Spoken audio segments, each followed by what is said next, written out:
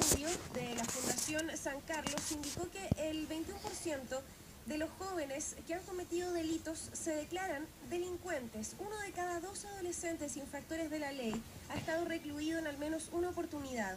Un entorno social negativo, baja educación y sanciones poco efectivas potenciarían la conducta delictual. Queremos analizar este estudio, queremos desglosar un poco estas cifras, es por eso que estamos en contacto con Marcelo Sánchez, gerente general de la Fundación San Carlos Maipo, que lleva a cabo este estudio. ¿Cómo estás, Marcelo? Buenas noches. Hola, Francisca. Solo compartir una precisión. Este estudio lo hizo el Instituto de Sociología de la Católica con el apoyo nuestro y del CONICYT. Perfecto. Porque es un estudio de larga data. Son 3 años que han estado haciendo seguimiento a un grupo inicial de alrededor de 900 jóvenes, de un universo total de alrededor de 7.000, que son los que se han considerado dentro de los programas que se han ido haciendo estos seguimientos, que son programas que están afectos a la Ley 2084 de responsabilidad penal adolescente, y que se ha ido haciendo en oleadas, entre oleadas, una cada año, en donde se va haciendo seguimiento a este grupo de jóvenes y se va viendo cómo van variando sus trayectorias delictivas, qué aspectos van haciendo que se detengan esas trayectorias o qué aspectos van haciendo que aumenten. Y va en la línea de lo que nosotros como fundación hemos estado trabajando en términos de buscar cuáles son las causas y no observar solamente las consecuencias de la victimización, que cuando uno habla de estos temas, en general uno tiende a quedarse con el asalto, con la acción concreta, y bueno, y tiene la percepción de que la victimización va creciendo y que los delitos son cada vez más violentos y que hay cada vez más jóvenes involucrados en eso. Pero queremos nosotros volver la mirada hacia cuáles son las causas y cómo podemos trabajar en torno a estas causas para irlas reduciendo. Un estudio, Marcelo, además, que se da cuenta en un año que ha sido bastante importante en términos de delincuencia. Ha aumentado por lo menos la percepción de delincuencia. La gente está bastante preocupada con lo que puede suceder con sus propiedades, sus autos, sus casas, pero también con la integridad personal, ¿no? La integridad propia. En ese sentido, el estudio que apunta a las causas, ¿qué es lo que se pudo ver, lo que pudo reflejar este sondeo? Mira, hay algo que es súper relevante entender como contexto primero. Cuando uno habla de la ley de responsabilidad penal adolescente, habla de una ley cuyo foco principal es la reinserción y la rehabilitación. Por supuesto que tiene contenido una serie de penas, pero no es un sistema penal, entre comillas, menor o de menor grado que el sistema penal adulto. Es que obedece a una lógica distinta, porque los adolescentes, los jóvenes, los niños, de alguna forma tienen una estructura de desarrollo de su personalidad que es totalmente distinto a una persona que es juzgada bajo un sistema adulto. Y por eso que es súper relevante entender esa distinción. ¿Y por qué nos impacta cuando un joven delinque o cuando un niño delinque? Porque detrás de ello hay todo un desarrollo como adulto que puede ser y que puede percibir la sociedad, que va a ser un desarrollo cada vez más complicado. Y entonces lo primero que hay que tratar de entender es qué ha llevado a este niño, qué ha llevado a este joven a iniciar esas trayectorias delictivas. Y lo que hemos descubierto en este estudio son básicamente 4 factores fundamentales. El primero, el excluirse del sistema educativo, es decir, el desertar del colegio. Alrededor de un tercio de los niños no han concluido su educación básica y un tercio de los niños no han concluido su educación media. Si nosotros proyectamos en la población adulto, prácticamente un 85%, un 90% de los adultos que estaban en las cárceles no habían terminado su educación escolar. Entonces, el tema de la educación escolar es tremendamente importante porque en la etapa más joven, en la etapa de los niños, es donde se forman los sistemas normativos, las conductas prosociales. El primer elemento, entonces, la deserción escolar. Una pregunta antes de seguir. ¿Qué edades contempla este estudio? Este estudio contempla todos los chiquillos que están bajo el régimen de la penal adolescente. O sea, estamos hablando entre 14 y 18 años, entendiendo que hay chiquillos que están en los sistemas cerrados, que entraron antes de los 18 años y que pudieran tener más de 18 años. Porque establece solamente para los sistemas cerrados, para estos efectos de que pudiera haber una población superior a los 18 años. Entonces, pero el primer que factor, han sido juzgados bajo la ley penal adolescente. O sea, de los 14 años hasta los 18. Hasta los 18. Entonces, el primer factor que nos contaba Marcelo tiene que ver con excluirse del sistema educativo. Con la exclusión del sistema educativo. El segundo elemento, y por supuesto no es que uno sea más importante que otro, es que los 4 que te voy a comentar acá contribuyen de manera significativa al inicio y a la proyección y la gravedad de las trayectorias delictivas. Pero el segundo elemento tiene que ver con la parentalidad, con la inhabilidad parental, con padres ausentes, donde hay muchos chicos que han abandonado su hogar de manera temprana, pero que también hay chicos que detienen su trayectoria delictual cuando vuelven a vivir con padres funcionales, cuando esos padres no están vinculados al delito, cuando esos padres quieren cambiar su vida. Fíjate que alrededor de un 65% de los chiquillos que han vuelto a vivir con sus padres detienen sus trayectorias delictivas. Eso te demuestra que en la medida que hay un mayor involucramiento parental, podemos sacarlos de esta trayectoria que finalmente lleva a que vayan cometiendo delitos más graves y que no tienen una relación con la autoridad, que en este caso la ejercen los padres. Pero los límites son claramente importantes. Claro, pero sí. ¿Hablamos de padres o de una figura de contención? Por ejemplo, tutores o algún familiar. Muy buena observación, porque efectivamente un familiar, una figura de contención, una persona adulta que esté bajo responsabilidad, ejerce el mismo rol parental. Estamos hablando de roles parentales, más que del papá o de la mamá. Ahora bien, fíjate que tan relevante esto, que en la población penal adulta que termina en las cárceles, 1 de cada 4 de los que están en la cárcel han tenido a sus papás presos. Y prácticamente la mitad, 1 de cada 2, han tenido un adulto responsable en su entorno familiar preso. Entonces, los modelos conductuales pasan a ser tremendamente importantes. Acá, otro de los datos que sale en el estudio es que cerca de un 40% ha tenido a sus amigos más cercanos, la mayoría de sus amigos, que han participado de situaciones delictivas. Entonces, hay un nivel de identificación con quienes te acogen, con quienes están contigo, que hace decir, mira, yo soy delincuente, me siento delincuente, en alrededor de un 21%, decía la estadística, pero además me siento acogido por mis amigos delincuentes en cerca de un 50%. Entonces, o sea, ahí aparece otro factor también, que es el entorno. Que es el entorno, que es sentir identidad. Recuerda que cuando hablamos del adolescente, está en un proceso formativo, que está formando su identidad, que está definiendo sus características en función de sus grupos de pertenencia y de sus grupos de referencia. En consecuencia, cuando él siente que sus amigos, que quienes lo acogen, quienes están cercanos, están involucrados en el sistema delictivo, quiere tener la chapa también de eso y quiere ser parte de eso y quiere identificarse también como un delincuente. Entonces, ojo con cómo nosotros vamos haciendo a través del modelo de desarrollo social los cambios necesarios para que ese chico ponga su reconocimiento en un desarrollo positivo y no se vincule a ese reconocimiento que le pueden dar los amigos choros del barrio que están metidos en las carreras delictivas. Claro. Y eso es que, fíjate que quiero hacerte un acento porque, ¿sí? Por ejemplo, el microtráfico, los que están vinculados a la delincuencia más dura, el narcotráfico dentro de los territorios, utilizan de alguna forma el reconocimiento como una herramienta de validación del joven para ir generando esa identidad que los permita vincularse al delito. Y por eso que existen los soldados, y por eso que existen los sapos, y hay toda una categorización en el barrio donde se le da un reconocimiento que muchas veces no se le da ni en el colegio, ni en sus entornos familiares, ni con sus amigos. Por eso que tenemos que avanzar en modelos de desarrollo social, en modelos de cambios que efectivamente promuevan el reconocimiento en los jóvenes y no la estigmatización. Con estigmatización lo único que estamos logrando es que los jóvenes se vayan por el camino de aquellos que están en la delincuencia y que le dan más contención.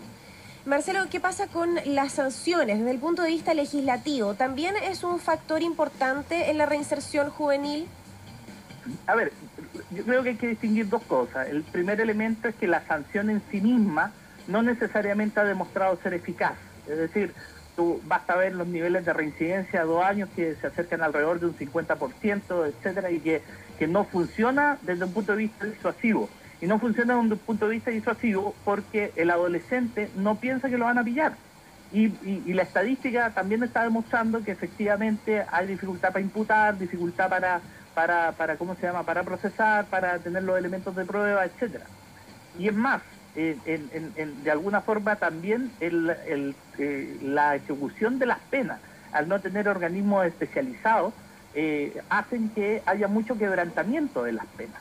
En consecuencia, si existieran, por ejemplo, los tribunales de ejecución de pena que estuvieran dándole un seguimiento, que estuvieran observando de manera cercana al joven en el cumplimiento de esas penas, te apuesto que básicamente el desistimiento, el quebrantamiento disminuiría. Entonces, el efecto de la pena en sí misma no es tan fuerte si es que no tenemos la sensación, no tenemos la certeza como adolescentes de que yo voy a ser detenido, que me van a procesar y que me van a hacer cumplir la pena, y me la van a hacer cumplir en un sentido positivo, que es decir, reinsertándome, rehabilitándome, participando de un proceso en donde yo voy a ir avanzando hacia el desistimiento delictivo, entendiendo que el desistimiento no necesariamente es una condición absoluta, es una condición que se va dando en el tiempo, donde se va distanciando el delito, donde van disminuyendo la gravedad. Pero también yo quisiera poner un acento en algo que es quizá el factor o uno de los factores más relevantes en la gravedad de los delitos que empiezan a cometer los adolescentes o los jóvenes, y que cuesta mucho desde el punto de vista del poder hacer algo efectivo si es que no proponemos ni ponemos los recursos necesarios para hacer un tratamiento efectivo, que es básicamente el consumo problemático de droga y de alcohol. Prácticamente un tercio de los chicos que delinquen tienen una relación directa con el consumo problemático de droga. Y muchos de esos consumos problemáticos aumentan en gravedad los delitos cuando están relacionados con ciertos tipos de drogas, como por ejemplo la cocaína o la pasta base. Yo creo que si nosotros no hacemos un esfuerzo importante como nación de dotar de las coberturas necesarias para el tratamiento de drogas en adolescentes, vamos a seguir teniendo cada vez más esta escalada que lleva a delitos permanentemente más graves. De ahí la importancia, por ejemplo, de este proyecto de ley que se envió el 21 de septiembre respecto de la garantía de los derechos de la infancia. Claro. Pero ¿qué es lo que nos falta? Que esa garantía de los derechos de la infancia tenga coherencia con presupuestos, con coberturas que avancen a, por un lado, disminuir la deserción escolar, pero también, por otro lado, a garantizar los tratamientos de droga para los adolescentes que están con consumos problemáticos, sea que hayan delinquido, sea que no hayan delinquido, hacer operativo el sistema del auge y lograr efectivamente que las coberturas que hoy día se requieren se puedan otorgar para que detengamos tempranamente estas causas, estos factores que están a la base de las trayectorias delictuales. Claro, bueno, precisamente sobre eso me gustaría llevar la conversación, Marcelo. Estamos conversando, para quien viene sintonizando recién, Bio Bio, con Marcelo Sánchez, gerente general de la Fundación San Carlos Maipo, a propósito de este estudio elaborado también por el Instituto de Sociología de la Universidad Católica, junto a la Fundación San Carlos de Maipo, sobre la reinserción juvenil en la delincuencia. Son fundamentalmente cuatro factores que tú nombraste, Marcelo, en torno a la reinserción: la exclusión al nivel en el sistema educacional, la ausencia de roles parentales, el entorno, es decir, la identificación además con figuras delictuales, con amigos que también están metidos en ese entorno, y las sanciones poco efectivas. Claro, las drogas también y fue un punto, claro. Y pensando en las sanciones poco efectivas desde el punto de vista de la rehabilitación. Yo insisto en esto, que el sistema penal adolescente tiene un matiz que es totalmente distinto del sistema penal adulto, y que es hacer efectiva la rehabilitación. Y eso incluye, por cierto, el poder trabajar en torno a los consumos problemáticos de droga. Sobre eso te quería preguntar, Marcelo, porque si hacemos una comparación con estos 5 puntos en torno a las políticas públicas elaboradas por el gobierno o a los sistemas, a los organismos gubernamentales dispuestos para mejorar o para contener este tipo de situaciones, pensamos primero en la exclusión del sistema educativo. ¿Cómo poder ese punto mejorarlo? ¿Cómo poder evitar que una persona se aleje de su proceso educacional, del colegio, del liceo? Bueno, mira, Francisca, uno de los aspectos medulares que tenía o que tiene la reforma educacional es promover a la inclusión educativa, pero la inclusión educativa no significa que lleguen los niños y tengan que adaptarse a los colegios. Bueno, y abramos la aula y que lleguen, porque las necesidades educativas son diferenciadas para este grupo de chicos que ha estado en alto riesgo, que tiene conductas antisociales y que en consecuencia necesita un refuerzo mayor en el aula. Necesita programas que se adapten a él y no él que se adapte a los programas educativos en los colegios, porque si no, lo único que está generando con el tiempo es que ese niño entre en el colegio y va a volver a desertar y va a abandonar ese colegio. Entonces, programas de inclusión educativa incorporados dentro de la reforma educacional, programas que refuercen la calidad en el aula para poder retener a los alumnos, pero además fortalecer los aprendizajes significativos y tener otros tiempos de ejecución que son distintos a los currículos formales. Es el primer elemento. Ajá. Tenemos alrededor de 150.000 niños que están en riesgo de deserción escolar. En ellos hay que focalizar recursos hoy día en la reforma y hay que fortalecer estos programas de inclusión educativa en los colegios, dotando de mejores herramientas a los profesores dentro del aula.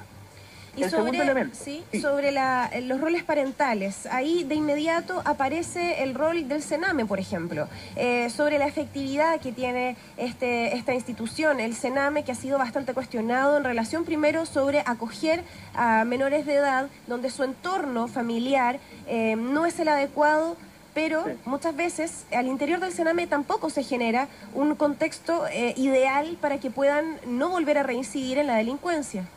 A ver, yo creo que, y aquí es más bien una opinión personal, como yo veo la situación con Sename, pero Sename de alguna forma ha focalizado, o sea, ha centrado la atención o la eficacia o la ineficacia de los programas de rehabilitación o de reinserción de este público objetivo en Sename en particular. Y Sename es un servicio que tiene muy limitados recursos para poder hacer esta tarea que es de manera absolutamente intersectorial, donde tiene que trabajar educación, tiene que trabajar salud, donde tiene que estar trabajo. Una de las razones para que los chicos dejen de delinquir es poder encontrar un trabajo. 65% desiste una vez que tiene un trabajo estable. Entonces, es súper importante lo que está haciendo Sename, por ejemplo, en líneas como inserción laboral de los jóvenes infractores. Ya lo hizo con una licitación. Incluso hay instituciones como Proyecto B que han modelado el trabajo de reinserción laboral de los chiquillos de Sename con un tremendo éxito. Yo creo que el problema son los recursos. Hoy día son los recursos, es la intersectorialidad, es visibilizar a este grupo de jóvenes como jóvenes que necesitan una oportunidad, que necesitan que salud, que vivienda, que educación, que en fin, toda la institucionalidad tenga como fin el poder sacarlos de los niveles de exclusión que van generando estas conductas que están a la base de la delincuencia. Entonces, el Sename lo que hace es propender un aspecto que, bueno, con sus limitaciones de recursos, con los pocos programas que tiene, con una oferta relativamente desarticulada, debiera ir avanzando en paulatinamente y fortaleciendo el músculo. Pero ¿qué depende de eso? O sea, básicamente hoy día está en discusión una ley que divide el Sename respecto de infracción y de protección, que finalmente nosotros considerábamos que iba a estar presente dentro de la discusión del sistema de garantía de derechos de la infancia, y no lo va a estar, y va a estar supeditado a un par de años más o un año más cuando la institucionalidad esté adecuada para eso. Entonces, aquí hay un tema que es fundamental, que en el fondo Sename no puede ser la institución que está a cargo de este grupo. Aquí hay una intersectorialidad que es importante, porque en educación ya lo veíamos, en educación tienes que tener sistemas de inclusión educativa, en salud tienes que preocuparte de los tratamientos de adicciones, de los tratamientos de drogas. No es posible que para desintoxicación tengas un número absolutamente ínfimo respecto de lo que tú necesitas realmente en términos de brechas de demanda para poder hacer tratamiento a estos jóvenes. Entonces, lo mismo, bueno, en fin, en todos los departamentos sectoriales, en todos los ministerios, de alguna forma hay un componente donde está esta población objetivo que debe ser priorizada y que no es resorte solo de Sename, sino que es resorte de una intersectorialidad que hoy día no está madura y que se requiere avanzar para fortalecer. Sí, es increíble cómo es un tema que toca todos los ámbitos. Si es que uno observa los distintos ministerios, las distintas instituciones, están todas involucradas para evitar que estos jóvenes vuelvan a reincidir y después también para que haya sanciones efectivas. Marcelo Sánchez, se nos va el tiempo, pero antes me gustaría preguntarte sobre estudios anteriores. En comparación, ¿hay más reinserción delictual en los jóvenes? La verdad es que, mira, hay más reincidencia. A ver, depende de los periodos de tiempo que tomen, depende de los tipos de delitos, pero efectivamente los niveles de reincidencia a 2 años son relativamente iguales respecto a la población adulta. Estamos hablando entre un 50 y un 65%, y en la población de jóvenes en hasta un 50, un 55%. Por lo tanto, claramente, ni la ley penal adulta ni la ley penal juvenil están dando los resultados respecto de la rehabilitación o de la reinserción de los jóvenes o de los adultos. O sea, tenemos que hacer una mirada distinta tenemos que centrarnos en las causas y empezar a atacar las causas desde esta intersectorialidad que tiene que estar fortalecida el día que haya una ley de protección efectiva de derechos de los niños y donde veamos a este grupo como un grupo prioritario sobre el cual tenemos que trabajar de manera decidida para detener las trayectorias delictuales y verdaderamente insertarlos nuevamente en la sociedad. Marcelo Sánchez, gerente general de la Fundación San Carlos Maipo, muchísimas gracias por conversar a esta hora con la radio. Muchas gracias a ti y un saludo a todos y muchas gracias por interesarse por este tema. Gracias a